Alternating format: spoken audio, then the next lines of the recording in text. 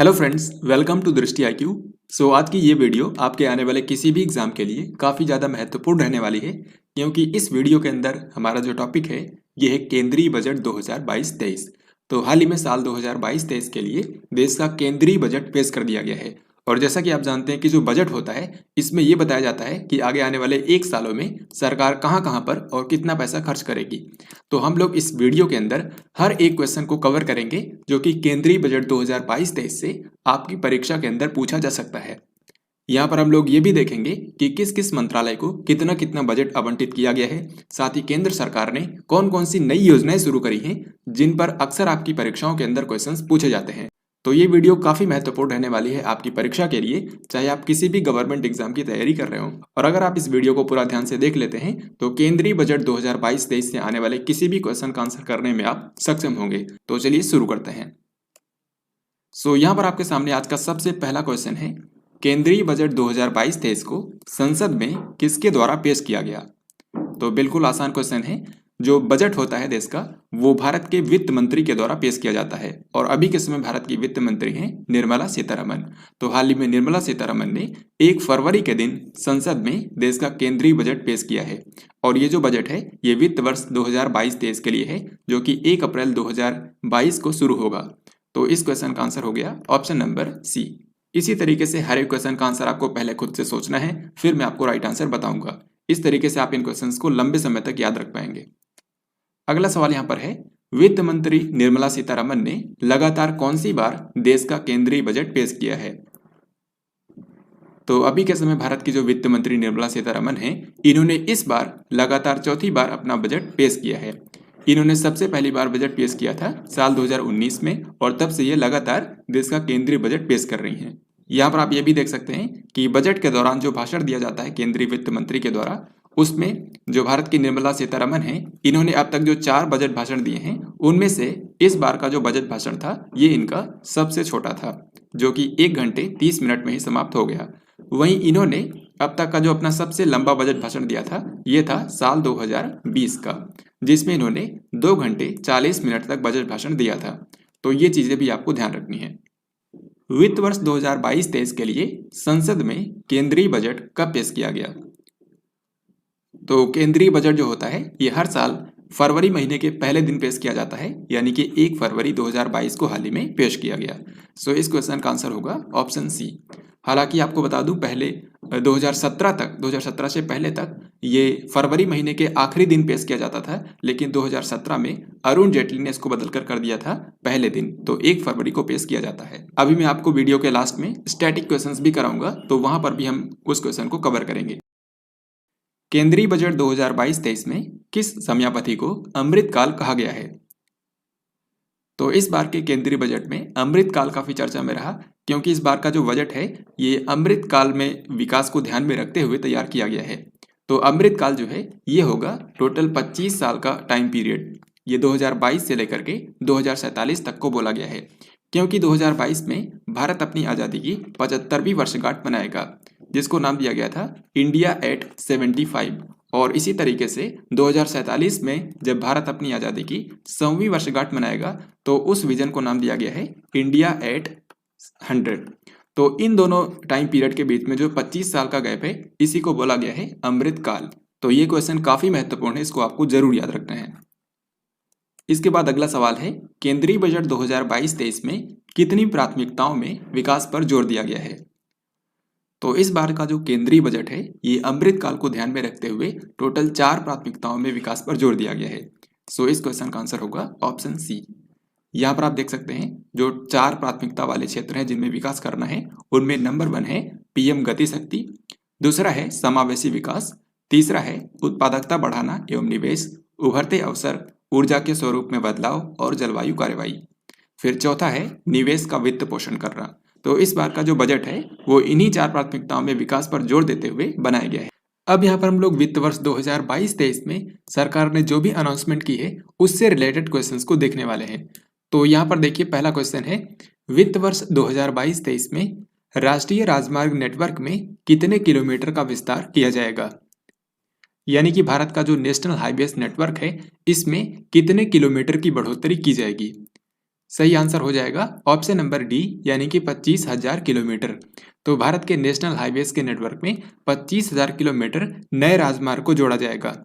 यहाँ पर मैं आपको बता दूं कि भारत के अंदर जो नेशनल हाईवेज बनाने का काम करता है उस संस्था का नाम है national highways authority of India. कुछ समय पहले इसके जो अध्यक्ष बनी है उनका नाम है अलका उपाध्याय, जो कि एक महिला है, तो इनका नाम भी याद रखिएगा। तो वित्त वर्ष 2022-23 में भारत के अंदर टोटल 25,000 किलोमीटर नेशनल हाईवे बनाया जाएगा। 2022-23 में देश के कितने स्थानों पर मल्टी मॉडल लॉजिस्टिक्स पार्क बनाने के लिए कॉन्ट्रैक्ट दिए जाएंगे? तो भारत में सामानों की आवाजाही को बेहतर बनाने के लिए भारत में 4 स्थानों पर मल्टी मॉडल लॉजिस्टिक्स पार्क बनाए जाएंगे। तो यहाँ पर आंसर हो जाएगा ऑप्शन नंबर सी, यानी कि 4 स्थानों पर। हालांकि ये किन जगहों पर बनेंगे अभी इनकी अनाउंसमेंट नहीं की गई है, लेकिन इसी वित्त वर्ष में 4 जगहों पर मल्टी मॉडल लॉजिस्टिक्स पार्क को बनाने के लिए कॉन्ट्रैक्ट दिए जाएंगे। यानी कि ये जो चारों पार्क बनेंगे ये पीपीपी मॉडल पर बनाए जाएंगे, पब्लिक प्राइवेट पार्टनरशिप। फिर अगला सवाल आपके सामने है, बजट 2022-23 के अनुसार अगले 3 साल के दौरान नई पीढ़ी की कितनी वंदे भारत ट्रेनें चलाई जाएंगी? तो पीएम गति शक्ति जो राष्ट्रीय मास्टर प्लान बनाया गया है भारत में इंफ्रास्ट्रक्चर को बेहतर बनाने के लिए, उसी के अंतर्गत यहाँ पर अगले 3 सालों के अंदर भारत में 400 नई वंदे भारत ट्रेनों को चलाया जाएगा। सो इस क्वेश्चन का आंसर होगा ऑप्शन डी। और जो वंदे भारत ट्रेनें हैं ये अत्याधुनिक सुविधाओं से लैस होंगी। जो वंदे भारत एक्सप्रेस ट्रेन है इसी को पहले ट्रेन 18 के नाम से जाना जाता था, लेकिन बाद में इसका नाम बदलकर कर दिया गया था वंदे भारत एक्सप्रेस। और इसके जो कोच हैं इनको बनाया जाता है इंटीग्रल कोच फैक्ट्री चेन्नई में। और अभी तक पूरे भारत के अंदर सिर्फ 2 ही वंदे भारत एक्सप्रेस ट्रेनों को चलाया गया है। यहाँ पर आप देख सकते हैं भारत में सबसे पहली जो वंदे भारत एक्सप्रेस ट्रेन थी ये वाराणसी और नई दिल्ली के बीच में चलाई गई थी। इसी तरीके से दूसरी वंदे भारत एक्सप्रेस ट्रेन जो है ये नई दिल्ली से लेकर के जम्मू कश्मीर में कटरा के बीच में चलाई गई थी। तो अभी के समय ये सिर्फ 2 ही वंदे भारत एक्सप्रेस ट्रेनें हैं, लेकिन अगले 3 सालों के अंदर इसी तरीके से 400 नई ट्रेनें चलाने की अनाउंसमेंट की है भारत सरकार ने। तो काफ़ी महत्वपूर्ण क्वेश्चन है, इसके बारे में ध्यान रखना है। रेलवे के बारे में कुछ और इम्पोर्टेंट बातें कही गई हैं इस बार के बजट में, जैसे कि एक स्टेशन एक उत्पाद अवधारणा को लोकप्रिय बनाया जाएगा। यानी कि हर एक स्टेशन को एक उत्पाद से जोड़ा जाएगा ताकि वहाँ के जो स्थानीय व्यवसाय हैं उनको मदद मिल सके। फिर अगला सवाल देखते हैं, अगले 3 साल के दौरान मल्टी मॉडल लॉजिस्टिक्स के लिए कितने पीएम गति शक्ति कार्गो टर्मिनल विकसित किए जाएंगे? तो भारत के अंदर सामानों की आवाजाही तेज गति से हो सके, इसी के लिए भारत के अंदर जो हमारे बंदरगाह हैं उनके ऊपर टोटल 100 कार्गो टर्मिनल विकसित किए जाएंगे। सो इस क्वेश्चन का आंसर होगा ऑप्शन नंबर बी। जो कार्गो टर्मिनल होते हैं ये बंदरगाहों पर इनको बनाया जाता है और यहीं पर जो सामानों की लोडिंग और अनलोडिंग होती है। तो पीएम गति शक्ति जो राष्ट्रीय मास्टर प्लान बनाया गया है उसी के अंतर्गत 100 कार्गो टर्मिनल विकसित किए जाएंगे। वित्त वर्ष 2022-23 में 60 किलोमीटर लंबी कितनी रोपवे परियोजनाओं के लिए संविदाएं प्रदान की जाएंगी? यानी कि आपको बताना है कि जो वित्त वर्ष आने वाला है इसमें भारत के अंदर कितने रोपवे प्रोजेक्ट्स के लिए कॉन्ट्रैक्ट दिए जाएंगे। तो देखिए, जिस तरीके से भारत के अंदर सड़कों के निर्माण के लिए भारतमाला परियोजना चलाई गई थी, उसी तरीके से भारत में जल मार्गों को विकसित करने के लिए सागरमाला परियोजना चलाई गई थी। अब उसी तरीके से पर्वतों के ऊपर रोपवे परियोजनाएं बनाने के लिए पर्वतमाला नाम की परियोजना शुरू की गई है। और इस परियोजना के जरिए अभी के लिए 8 जो रोपवे प्रोजेक्ट्स हैं इनको मंजूरी दी गई है। सो इस क्वेश्चन का आंसर होगा ऑप्शन नंबर डी। तो इन्हीं 8 रोपवे परियोजनाओं के लिए जिनकी टोटल लंबाई है 60 किलोमीटर, इसके लिए इसी वित्त वर्ष में कॉन्ट्रैक्ट दिए जाएंगे। केन बेतवा रिवर लिंकिंग परियोजना के क्रियान्वयन के लिए 2022-23 में कितनी धनराशि आवंटित की गई है? तो केन और बेतवा नाम की 2 नदियां हैं जो कि मध्य प्रदेश से निकलती हैं और ये आगे चलकर उत्तर प्रदेश में यमुना नदी से मिल जाती हैं। यानी कि केन और बेतवा दोनों ही नदियां जो हैं ये यमुना नदी की सहायक नदियां हैं।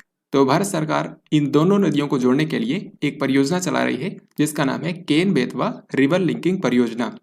और 2022-23 के वित्त वर्ष के लिए इस पर टोटल 1400 करोड़ रुपए खर्च किए जाएंगे। वैसे तो इस परियोजना की टोटल लागत है 44,605 करोड़ रुपए, लेकिन जो आने वाला वित्त वर्ष है इसके लिए यहाँ पर 1400 करोड़ रुपए आवंटित किए गए हैं। यहाँ पर आप देख सकते हैं, जैसा कि मैंने आपको बताया, इस परियोजना की टोटल लागत है 44,605 करोड़ रुपए और इस परियोजना के जरिए केन और बेतवा नदी जो है इन दोनों को आपस में जोड़ा जाएगा, क्योंकि केन नदी में जो है ये अतिरिक्त पानी है और इसी अतिरिक्त पानी को यहाँ से केन नदी से निकाल करके बेतवा नदी में पहुंचाया जाएगा और इसके लिए 230 किलोमीटर लंबी एक नहर बनाई जाएगी। तो केन बेतवा रिवर लिंकिंग परियोजना काफी महत्वपूर्ण है, इसके बारे में आपकी परीक्षा में क्वेश्चन पूछा जा सकता है। फिर इसके बाद अगला सवाल है, निम्न में से किस वर्ष को बाजरा का अंतर्राष्ट्रीय वर्ष घोषित किया गया है? तो बाजरा यानी कि millet, international year of millet, ये डिक्लेयर किया गया है साल 2023 को।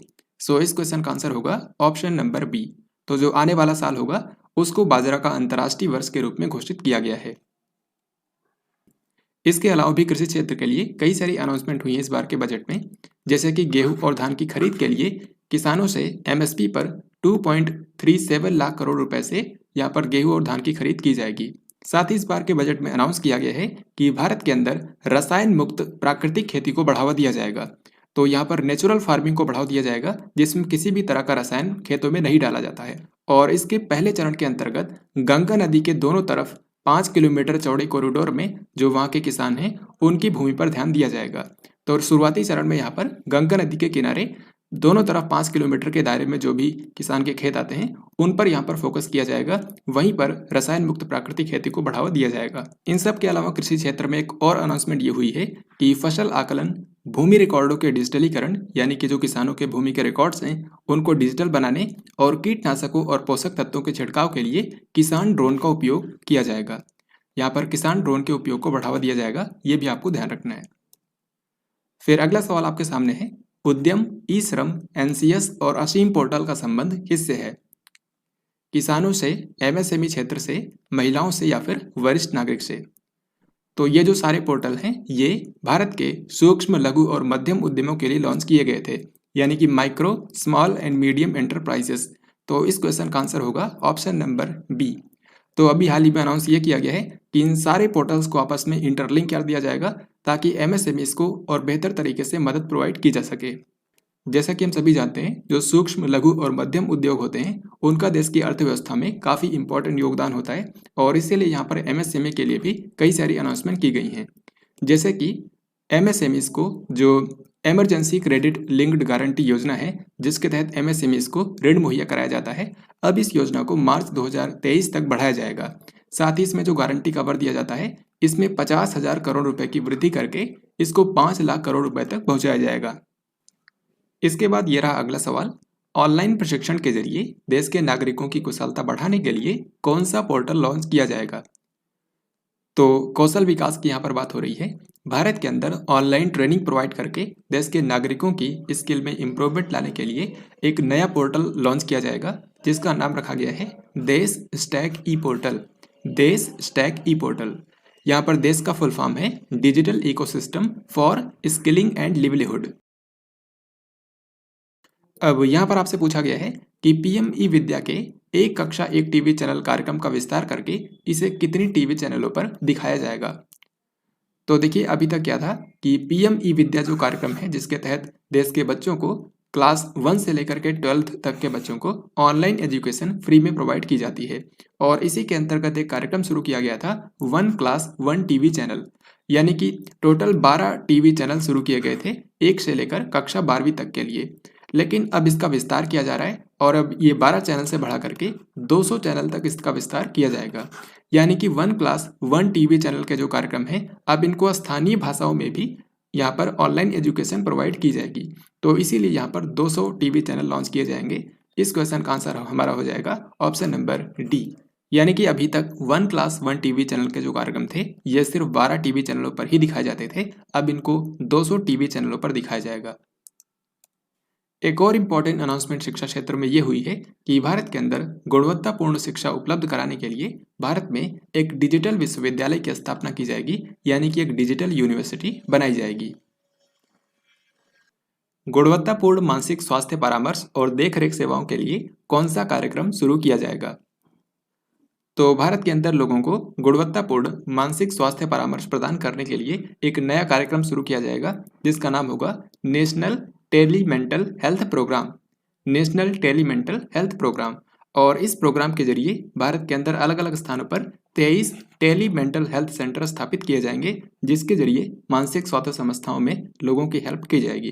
तो इस क्वेश्चन का आंसर होगा option number B, national tele mental health program launch किया जाएगा। हर घर नल से जल के तहत 2022-23 में 3.8 करोड़ परिवारों को शामिल करने के लिए कितनी धनराशि आवंटित की गई है? तो आपको पता होगा कि 2019 में भारत सरकार ने जल जीवन मिशन शुरू किया था, जिसके तहत ये लक्ष्य ये रखा गया है कि 2024 तक हर एक ग्रामीण घर में नल से जल पहुंचाना है। तो उसी के अंतर्गत जो अभी वित्त वर्ष आने वाला है 2022-23, इस वित्त वर्ष के दौरान 3.8 करोड़ परिवारों में नल से जल पहुंचाया जाएगा और इस काम के लिए 60,000 करोड़ रुपए खर्च किए जाएंगे। तो इस क्वेश्चन का हमारा आंसर होगा ऑप्शन नंबर सी। तो यहाँ पर आपको दो बातें याद रखनी है। इस वित्त वर्ष में हर घर नल से जल के ऊपर टोटल 60,000 करोड़ रुपए खर्च किए जाएंगे और इस दौरान 3.8 करोड़ परिवारों में नल से जल पहुंचाया जाएगा। प्रधानमंत्री आवास योजना के तहत 2022-23 में 80 लाख घरों को पूरा करने के लिए कितनी धनराशि आवंटित की गई है? तो भारत के अंदर सभी के लिए आवास उपलब्ध हो, इसके लिए दो योजनाएं शुरू की गई थी, प्रधानमंत्री आवास योजना शहरी और इसी तरीके से ग्रामीण क्षेत्र के लिए प्रधानमंत्री आवास योजना ग्रामीण। तो इस बार के बजट में ये अनाउंस किया गया है कि ग्रामीण और शहरी दोनों क्षेत्रों में मिला करके वहां पर गरीबों के लिए टोटल 80 लाख घर बनाए जाएंगे और इसके लिए 48,000 करोड़ रुपए आवंटित किए गए हैं। सो इस क्वेश्चन का आंसर होगा ऑप्शन नंबर ए। तो आपको ध्यान रखना है कि इस वित्त वर्ष में टोटल 80 लाख घर बनाए जाएंगे, जिस पर टोटल 48,000 करोड़ रुपए खर्च होंगे। तो जिस तरीके से यहाँ पर मैंने आपको प्रधानमंत्री आवास योजना के बारे में बताया, इसी तरीके से यहाँ पर आप देख सकते हैं कुछ और योजनाओं के बारे में जिन पर कितनी कितनी धनराशि आवंटित की गई है। जैसे इनमें से मैंने आपको बताया कि जल जीवन मिशन के ऊपर 60,000 करोड़ रुपए आवंटित किए गए हैं। तो ये सब आप पढ़ सकते हैं। पूर्वोत्तर क्षेत्र में बुनियादी ढांचे और सामाजिक विकास परियोजनाओं के वित्त पोषण के लिए कौन सी नई योजना चलाई जाएगी?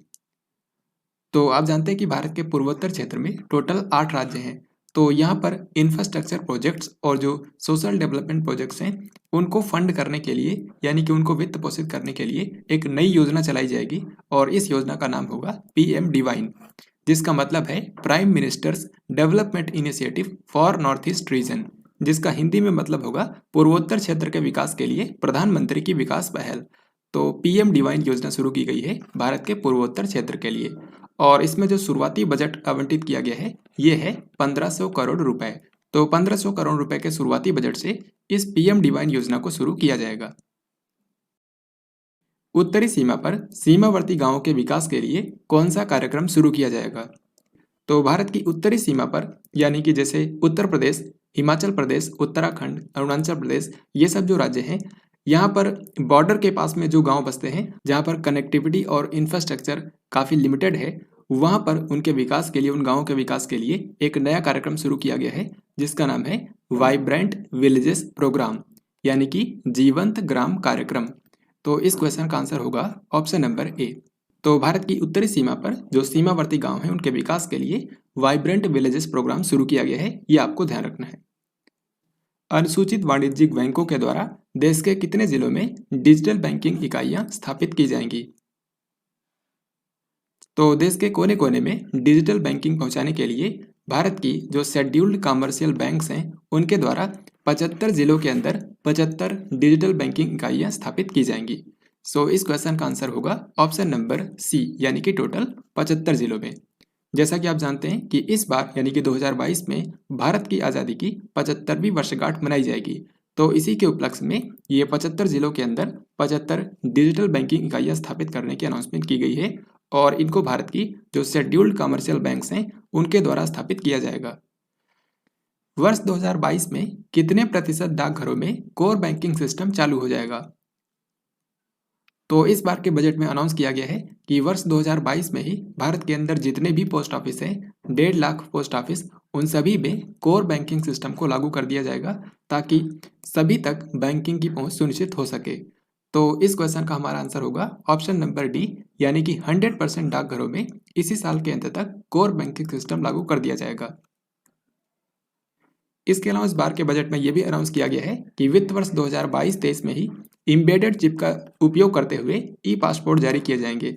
यानी कि जो पासपोर्ट जारी होंगे उनके ऊपर एक चिप लगी होगी जिसमें उस व्यक्ति के बारे में सारी जानकारी उपलब्ध होगी। तो इस तरीके से ई पासपोर्ट भी इस वित्त वर्ष के दौरान जारी किए जाएंगे। इसके अलावा वित्त वर्ष 2022-23 में ही 5G स्पेक्ट्रम के लिए भी नीलामी प्रक्रिया शुरू की जाएगी। वित्त वर्ष 2022-23 में घरेलू रक्षा उद्योग के लिए पूंजीगत खरीदारी बजट का कितने % निर्धारित किया गया है? सही आंसर होगा ऑप्शन नंबर डी, यानी कि 68%, जो कि पिछले साल तक था 58%, लेकिन इस बार 10% बढ़ाकर कर दिया गया है 68%। इसका मतलब यह है कि वित्त वर्ष 2022-23 में भारत के अंदर जो भी रक्षा उपकरण खरीदे जाएंगे उनमें से 68% की खरीदारी भारत के घरेलू कंपनियों से ही की जाएगी। ऐसा भारत के घरेलू रक्षा उद्योग को बढ़ावा देने के लिए किया जा रहा है ताकि रक्षा उपकरणों के लिए भारत को दूसरे कंट्रीज पर निर्भर न होना पड़े। सरकार ने वर्ष 2030 तक कितने गीगावाट सौर विद्युत क्षमता स्थापित करने का लक्ष्य रखा है? तो साल 2030 तक भारत में जितनी भी विद्युत ऊर्जा का उत्पादन होगा उनमें से 280 गीगावाट सोलर एनर्जी से उत्पादन होना चाहिए, ऐसा लक्ष्य रखा गया है भारत सरकार के द्वारा। सो इस क्वेश्चन का आंसर होगा ऑप्शन डी। और ये लक्ष्य हासिल करने के लिए भारत सरकार के द्वारा भारत के अंदर ही सौर पीवी मॉड्यूल्स को बनाने के लिए प्रोत्साहित करने हेतु एक PLI स्कीम शुरू की जाएगी जिस पर टोटल 19,500 करोड़ रुपए खर्च किए जाएंगे। तो भारत के अंदर ही उच्च दक्षता के सौर पीवी मॉड्यूल्स बनाए जाएं, इसके प्रोत्साहन के लिए 19,500 करोड़ रुपए की PLI स्कीम शुरू की जाएगी ताकि 2030 तक जो 280 गीगावाट सौर विद्युत क्षमता हासिल करने का भारत का लक्ष्य है उसको हासिल किया जा सके। भारतीय रिजर्व बैंक के द्वारा किस नाम से भारत की डिजिटल करेंसी की शुरुआत की जाएगी? तो इस बार के बजट में अनाउंस किया गया है कि भारत अपनी खुद की डिजिटल करेंसी लॉन्च करेगा जिसका नाम होगा डिजिटल रूपी, यानी कि डिजिटल रुपया, और इसको भारत की केंद्रीय बैंक RBI के द्वारा लॉन्च किया जाएगा।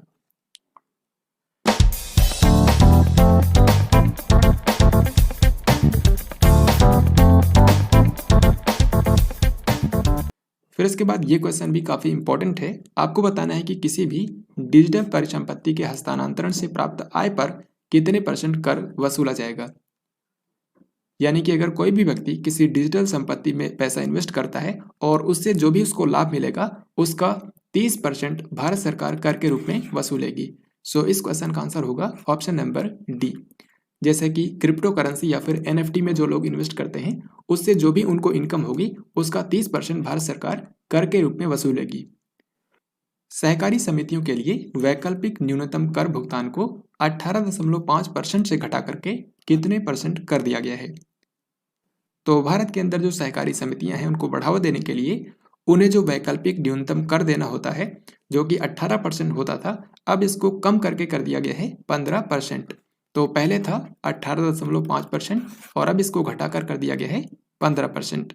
साथ ही में जो सरचार्ज लगता था उसको 12% से घटा करके 7% कर दिया गया है, ये भी आपको ध्यान रखना है। बजट 2022 करदाताओं को त्रुटियों में सुधार के लिए कितने वर्ष के भीतर अपडेट की हुई आयकर रिटर्न दाखिल करने की अनुमति देता है? इसका मतलब यह है कि अगर कोई व्यक्ति आयकर रिटर्न भरने में कोई गलती कर देता है तो उसको अगले कितने सालों तक सुधारा जा सकता है। तो इस बार के बजट में इसके लिए टोटल 2 सालों की अनुमति दी गई है, यानी कि 2 सालों के अंदर अपडेटेड जो आयकर रिटर्न है उसको व्यक्ति भर सकता है। सही आंसर हो जाएगा ऑप्शन नंबर बी, यानी कि 2 साल। और फ्रेंड्स आपको बता दूं कि इस बार जो आयकर भरना होता है उसमें टैक्स स्लैब में कोई भी बदलाव नहीं किया गया है। जो पिछले बार तक था वही यहाँ पर टैक्स स्लैब को कंटिन्यू किया गया है। अब यहाँ पर GDP से रिलेटेड क्वेश्चन पूछा गया है कि वित्त वर्ष 2021-22 में भारत की आर्थिक विकास दर कितने % रहने का अनुमान है। तो जो वित्त वर्ष 31 मार्च 2022 को समाप्त होने वाला है इसमें भारत की GDP विकास दर होने वाली है 9.2%। सही आंसर हो जाएगा ऑप्शन बी। अब इसी तरीके से नेक्स्ट जो वित्त वर्ष आने वाला है जिसके लिए केंद्रीय बजट भी पेश किया गया है, आपको बताना है कि इसमें भारत की GDP वृद्धि दर कितने % रहने का अनुमान है। तो आने वाले वित्त वर्ष के लिए भारत की आर्थिक विकास दर का अनुमान लगाया गया है 8 से लेकर के 8.5%। तो 8 से 8.5% के बीच में भारत की GDP ग्रोथ रेट होगी। भारत ने किस वित्त वर्ष तक $5 ट्रिलियन की अर्थव्यवस्था बनने का लक्ष्य रखा है? तो जैसा कि हम सभी जानते हैं कि $5 ट्रिलियन की इकोनॉमी बनने का भारत का लक्ष्य था 2024-25 तक के लिए, लेकिन कोविड-19 महामारी के चलते ये लक्ष्य अचीव नहीं हो पाएगा और इसीलिए अब इस लक्ष्य को 1 साल आगे बढ़ा दिया गया है। तो अब $5 ट्रिलियन की इकोनॉमी बनने का भारत का जो लक्ष्य है ये है वित्त वर्ष 2025-26 तक के लिए। सो इस क्वेश्चन का आंसर होगा ऑप्शन डी। और अगर आपके एग्जाम में यहाँ पर वित्त वर्ष ना दे करके ईयर दिया जाए तो आंसर हो जाएगा 2026। तो ये बिल्कुल आपको ध्यान रखना है। वित्त वर्ष 2021-22 के लिए राजकोषीय घाटा जीडीपी का कितने % अनुमानित किया गया है? राजकोषीय घाटा यानी कि फिस्कल डेफिसिट क्या होता है? तो फिस्कल डेफिसिट ये होता है जब सरकार की इनकम से ज़्यादा एक्सपेंडिचर होता है, यानी कि जब आय से ज़्यादा खर्चा होता है तो राजकोषीय घाटा बढ़ जाता है, और एक्सपेंडिचर और जो इनकम होती है दोनों का जो अंतर होता है वही होता है फिस्कल डेफिसिट। तो इसीलिए सरकार का लक्ष्य होता है कि राजकोषीय घाटा जितना कम से कम हो उतना हो सके, और इसको जीडीपी के परसेंटेज के रूप में कैलकुलेट किया जाता है। तो आपको बताना है कि वित्त वर्ष 2021-22 जो कि 31 मार्च को समाप्त होने वाला है, इसके लिए राजकोषीय घाटा कितने % अनुमानित किया गया है? तो पिछली बार के बजट में भारत सरकार ने लक्ष्य रखा था कि राजकोषीय घाटे को कम करके 6.8% तक लाया जाएगा, लेकिन अब संशोधित अनुमान में ये बताया गया है कि भारत का जो फिस्कल डेफिसिट रहने वाला है ये होगा 6.9%। सो इस क्वेश्चन का आंसर होगा ऑप्शन नंबर डी। तो ये तो रही मौजूदा वित्त वर्ष की बात जो कि 31 मार्च 2022 को समाप्त होने वाला है, लेकिन जो आने वाला वित्त वर्ष है इसमें आपको बताना है कि राजकोषीय घाटे को जीडीपी के कितने % तक लाने का लक्ष्य रखा गया है। तो आने वाले वित्त वर्ष में भारत का लक्ष्य ये है कि भारत का जो फिस्कल डेफिसिट है इसको कम करके 6.4% तक लाया जाए। सो इस क्वेश्चन का आंसर होगा ऑप्शन नंबर ए। तो दोनों बातें आपको याद रखनी है। यहाँ पर वित्त वर्ष 2021-22 के लिए 6.9% और वित्त वर्ष 2022-23 के लिए 6.4%। वित्त वर्ष 2022-23 में कुल व्यय कितना अनुमानित किया गया है? यानी कि सिंपली आपको बताना है कि 2022-23 के अंदर भारत सरकार कुल कितना खर्च करेगी, यानी कि कितने लाख करोड़ रुपए का इस बार का बजट पेश किया गया है। तो इसका सही उत्तर हो जाएगा ऑप्शन डी, यानी कि 39.45 लाख करोड़ रुपए। यहाँ पर आप देख सकते हैं इस बार के बजट का टोटल साइज है 39.45 लाख करोड़ रुपए। केंद्रीय बजट 2022-23 में शिक्षा मंत्रालय के लिए कितने करोड़ रुपए आवंटित किए गए हैं? तो अब यहाँ पर मैं आपको बताऊंगा कि अलग अलग मंत्रालय को कितना बजट आवंटित किया गया है। तो उनमें से सबसे महत्वपूर्ण है शिक्षा मंत्रालय। शिक्षा मंत्रालय को यहाँ पर आवंटित किए गए हैं 1,04,277 करोड़ रुपए। सो इस क्वेश्चन का आंसर होगा ऑप्शन ए, जो कि पिछले बार की तुलना में कुछ ज़्यादा है। इसी तरीके से यहाँ पर आपको बताना है कि केंद्रीय बजट 2022-23 में रक्षा मंत्रालय के लिए कितने करोड़ रुपए आवंटित किए गए हैं। तो भारत के रक्षा मंत्रालय के लिए टोटल 5,25,166 करोड़ रुपए आवंटित किए गए हैं। सो इस क्वेश्चन का आंसर होगा ऑप्शन डी। यहाँ पर आप भारत के कुछ इंपॉर्टेंट मंत्रालयों के लिए कितनी धनराशि आवंटित की गई है ये देख सकते हैं। जैसे मैंने आपको बताया रक्षा मंत्रालय, शिक्षा मंत्रालय, इसके अलावा आप देख सकते हैं रेल मंत्रालय को 1,40,000 करोड़ रुपए आवंटित किए गए हैं। खेल मंत्रालय के लिए यहाँ पर 3,062 करोड़ रुपए आवंटित किए गए हैं। पर्यावरण मंत्रालय के लिए 3,000 करोड़ रुपए आवंटित किए गए हैं। महिला और बाल विकास मंत्रालय के लिए 25,172 करोड़ रुपए आवंटित किए गए हैं। तो इन सारे मंत्रालयों के बारे में आपको ध्यान रखना है। तो दोस्तों अभी तक हम लोगों ने केंद्रीय बजट 2022-23 से रिलेटेड जो भी क्वेश्चंस आपकी परीक्षा में पूछे जा सकते हैं उन सभी को हम लोगों ने यहाँ पर कवर कर लिया है। अब यहाँ पर हम लोग बजट से रिलेटेड जो क्वेश्चंस अक्सर आपकी परीक्षाओं में पूछे जाते हैं उन स्टैटिक क्वेश्चंस को कवर करेंगे। तो यहाँ पर देखिए पहला सवाल है, भारतीय संविधान के किस अनुच्छेद में वार्षिक वित्तीय विवरण का उल्लेख किया गया है? तो भारत का जो संविधान है उसमें बजट शब्द का उल्लेख कहीं पर भी नहीं किया गया है, बल्कि बजट की जगह जो शब्द इस्तेमाल हुआ है ये है वार्षिक वित्तीय विवरण, यानी कि एनुअल फाइनेंशियल स्टेटमेंट, और इसका उल्लेख किया गया है भारतीय संविधान के अनुच्छेद 112 में। सो इस क्वेश्चन का आंसर होगा ऑप्शन नंबर डी। निम्न में से किसने सर्वाधिक बार देश का बजट पेश किया है? तो अब तक सर्वाधिक बार भारत का बजट पेश करने का रिकॉर्ड है मोरारजी देसाई के नाम पर, जिन्होंने अब तक सबसे ज़्यादा 10 बार भारत का बजट पेश किया है। तो इस प्रश्न का सही उत्तर होगा ऑप्शन ए यानी कि मोरारजी देसाई। स्वतंत्र भारत का पहला बजट किसने पेश किया था? तो देश की आज़ादी के बाद जो पहला बजट पेश किया गया था, इसे पेश किया था भारत के पहले वित्त मंत्री आर के शनमुखम चेट्टी ने। तो स्वतंत्र भारत के पहले वित्त मंत्री थे आर के शनमुखम चेट्टी, जिन्होंने 26 नवंबर 1947 को देश की आज़ादी के बाद पहला बजट पेश किया था। हालांकि आपको बता दूं, भारत का जो पहला बजट है इसको पेश किया गया था सन 1860 में जेम्स विल्सन के द्वारा। तो अगर आपसे सिर्फ इतना पूछा जाए कि भारत का पहला बजट किसने पेश किया था, तो आंसर होगा जेम्स विल्सन।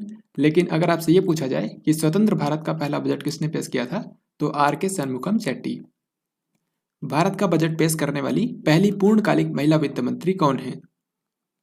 तो सही आंसर हो जाएगा ऑप्शन नंबर सी यानी कि निर्मला सीतारमण। हालांकि अगर आपसे ये पूछा जाए कि भारत की पहली महिला वित्त मंत्री कौन थी जिन्होंने देश का बजट पेश किया था, तो आंसर होगा इंदिरा गांधी। और क्योंकि ये उस समय भारत की प्रधानमंत्री थी, वित्त मंत्री का कार्यभार इन्होंने संभाला था, तो अगर आपसे पूर्णकालिक महिला वित्त मंत्री पूछा जाए तो आंसर होगा निर्मला सीतारमण। अब तक भारत के कितने प्रधानमंत्रियों ने प्रधानमंत्री पद पर रहते हुए देश का बजट पेश किया है? तो इसका सही उत्तर होगा ऑप्शन सी यानी कि 3। भारत के 3 ऐसे प्रधानमंत्री हैं जिन्होंने प्रधानमंत्री पद पर रहते हुए वित्त मंत्री के रूप में बजट को पेश किया है। उनमें से सबसे पहले थे जवाहरलाल नेहरू, जिन्होंने 1958 में बजट को पेश किया था। फिर इसके बाद इंदिरा गांधी, जिन्होंने 1970 में बजट को पेश किया था। फिर उसके बाद राजीव गांधी, इन्होंने 1987 के अंदर बजट को पेश किया था। तो यही भारत के 3 ऐसे प्रधानमंत्री हैं जिन्होंने प्रधानमंत्री पद पर रहते हुए देश का बजट पेश किया है।